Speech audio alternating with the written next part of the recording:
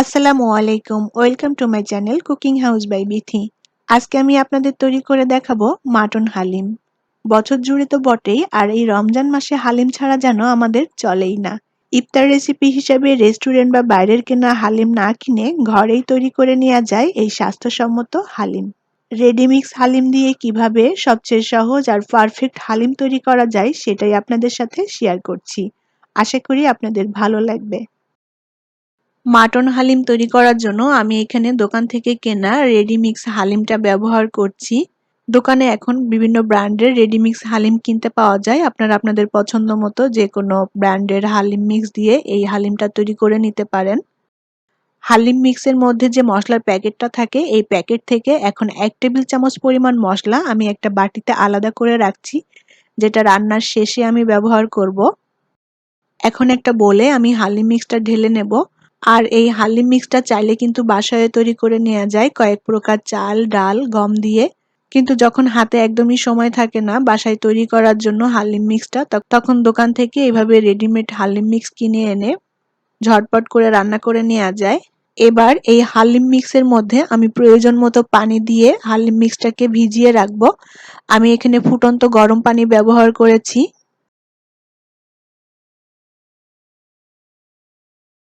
পানিটা দিয়ে সাথে সাথে ভালোভাবে নেড়ে দিতে হবে যেন মিক্সটা দলা পেকে না যায়। এখন এটা আমি আধা ঘন্টা মতো ভিজিয়ে রাখবো, এতে করে হালিম মিক্সটা নরম হয়ে আসবে আর একটু ফুলে উঠবে। আমি এখানে 500 গ্রামের মতো মাটন নিয়েছি। আমি এখানে হাড় চর্বি সহ মাটনটা নিয়েছি। এখানে মাটনের পরিবর্তে একই রেসিপি ফলো করে চিকেন অথবা বিফ দিয়েও কিন্তু এই হালিমটি তৈরি করা যাবে। প্যানে পরিমাণ মতো তেল দিয়ে দিব। এখন এই তেলের মধ্যে দিয়ে দিব প্রায় হাফ কাপের মতো পেঁয়াজ কুচি। এবার এই পেঁয়াজ কুচিটা আমি লাল বেরেস্তা করে ভেজে নেব। পেঁয়াজ কুচিটা আমি বেরেস্তা করে ভেজে নিয়েছি। এখন এখান থেকে কিছুটা পেঁয়াজ আমি তুলে রাখবো আর কিছুটা প্যানে রেখে দেব। এখন এই পেঁয়াজের মধ্যে মাংসটা দিয়ে দিব। 1 টেবিল চামচ পরিমাণ দিয়ে দিব আদা রসুন বাটা। আর দিয়ে দিব 2 চা চামচ পরিমাণ শুকনা মরিচ গুঁড়া। খুব ভালোভাবে নেড়েচেড়ে মাংসটাকে একটু কষিয়ে নেব।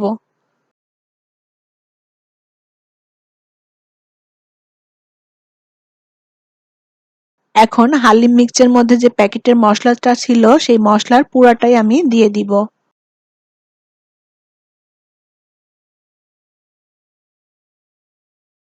মশলাটা দিয়ে খুব ভালোভাবে নেড়েচেড়ে মাংসটাকে কষিয়ে নিতে হবে। চুলার আঁচটাকে অল্প করে দিয়ে আমি মাংসটাকে খুব ভালোভাবে কষিয়ে নিয়েছি।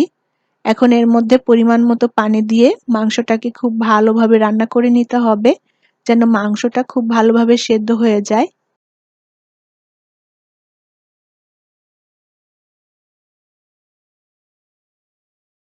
আমি চুলার আঁচটাকে হাই করে দিয়ে ২০ মিনিটের মতো মাংসটাকে রান্না করে নিয়েছি। আর মাংসটা যেহেতু আমি ছোট ছোট টুকরো করে কেটে নিয়েছিলাম তাই মাংসটা সিদ্ধ হতে কিন্তু খুব বেশি একটা সময় লাগেনি। এর মধ্যে আমি ২-১ বার মাংসটাকে একটু নেড়ে দিয়েছিলাম যাতে মশলাটা তলে লেগে না যায়। মাংসটা খুব ভালোভাবে কষানো হয়ে গিয়েছে, মাংস থেকে তেলটাও উপরে উঠে এসেছে। এখন এর মধ্যে ভিজিয়ে রাখা হালিম মিক্সটা দিয়ে দিব।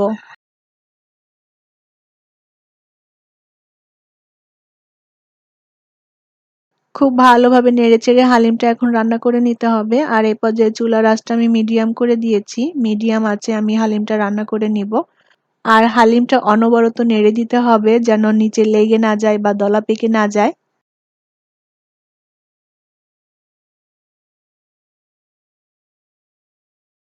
আমি আরো ১ কাপ পরিমাণ ফুটন্ত গরম পানি হালিমের মধ্যে দিয়ে দিলাম যেন হালিমটা খুব ভালোভাবে সেদ্ধ হয়। আবারও খুব ভালোভাবে নেড়েচেড়ে হালিমটা রান্না করে নিতে হবে। আর হালিমটা কিন্তু অবশ্যই অনবরত নেড়ে দিতে হবে, তা না হলে প্যানের নিচে লেগে দলা পেকে যাবে। এখন প্রথমে যে ১ টেবিল চামচ মসলা আমি আলাদা করে রেখেছিলাম সেই মসলাটা দিয়ে দিলাম। মসলাটা দিয়ে আবারও খুব ভালোভাবে নেড়েচেড়ে মিশিয়ে দিব। আর আমি হালিমটা আরো একটু ঘন করে রান্না করে নেব, কারণ হালিম একেবারে যদি পাতলা থাকে তাহলে কিন্তু আবার খেতে খুব বেশি ভালো লাগবে না। খুব ভালোভাবে নেড়েচেড়ে আমি হালিমটাকে রান্না করে নিয়েছি, আর হালিমটাও সুন্দরভাবে রান্না হয়ে গিয়েছে। এখন এটা চুলা থেকে নামিয়ে নিব। আর এই হালিমটা কিন্তু গরম গরম খেতেই বেশি ভালো লাগবে, ঠান্ডা হয়ে গেলে হালিম খেতে কিন্তু একটুও ভালো লাগে না। এখন পরিবেশনের জন্য হালিমটা একটু সাজিয়ে দিব। হালিমটা সাজানোর ধরাবাঁধা কোনো নিয়ম নেই। এখানে প্রথমে আমি যে কিছু পেঁয়াজ বেরেস্তা রেখেছিলাম সেই পেঁয়াজ বেরেস্তা একটু উপর দিয়ে ছড়িয়ে দিব। আর দিয়ে দিব কিছু শসা কুচি, সামান্য কিছু আদা কুচি দিয়ে দিব, আর দিব কাঁচামরিচ কুচি, সামান্য ধনিয়া পাতা কুচি দিব,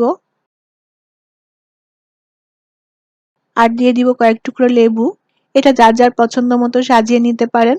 খাওয়ার সময় এর উপর দিয়ে একটু লেবুর রস চিপে দিলেই হালিমের স্বাদটা আরো বেড়ে যাবে। আর এই হালিমটা সারা বছর তো বটেই, এমনি কি ইফতার বা ঈদেও এই হালিমটি তৈরি করে নিতে পারেন। সবাই ভীষণ পছন্দ করবে। আশা করি আমার আজকের এই সহজ হালিম রেসিপি আপনাদের ভালো লেগেছে। আর ভালো লাগলে অবশ্যই চ্যানেলটি সাবস্ক্রাইব করে সাথেই থাকবেন। সবাইকে অসংখ্য ধন্যবাদ জানাচ্ছি এতক্ষণ সাথে থাকার জন্য। অনেক অনেক ভালো থাকবেন সবাই। আল্লাহ হাফেজ।